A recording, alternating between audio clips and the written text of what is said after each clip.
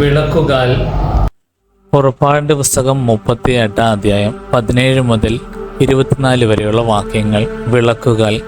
തനി സ്വർണം കൊണ്ട് വിളക്കുകാൽ ഉണ്ടാക്കി.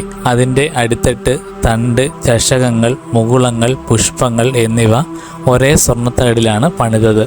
വിളക്കുകാലിന് ഓരോ വശത്തും 3 വീതം 2 വശങ്ങളിലായി 6 ശാഖകൾ ഉണ്ടായിരുന്നു.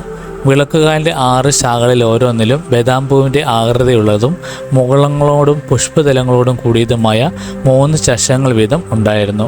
വിളക്കുകാലിൻ്റെ തണ്ടിന്മേൽ ബദാംപൂവിൻ്റെ ആകൃതിയിലുള്ളതും മുകുളങ്ങളോടും പുഷ്പതലങ്ങളും കൂടിയതുമായ 4 ചഷകങ്ങൾ ഉണ്ടായിരുന്നു. വിളക്കുകാലിൽ നിന്നും പുറപ്പെടുന്ന ഓരോ ജോഡി ശാഖകളുടെയും ചുവട്ടിൽ വിളക്കുകാലിൻ്റെ തണ്ടിനോട് ഒന്നായി ചേർന്ന് 1 മുകുളം വീതം ഉണ്ടായിരുന്നു.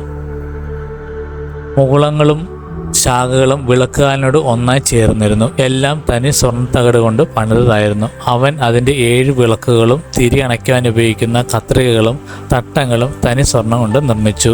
വിളക്കുകാലും അതിൻ്റെ എല്ലാ ഉപകരണങ്ങളും 1 താലന്ത് തനി സ്വർണം കൊണ്ടാണ് നിർമ്മിച്ചത്.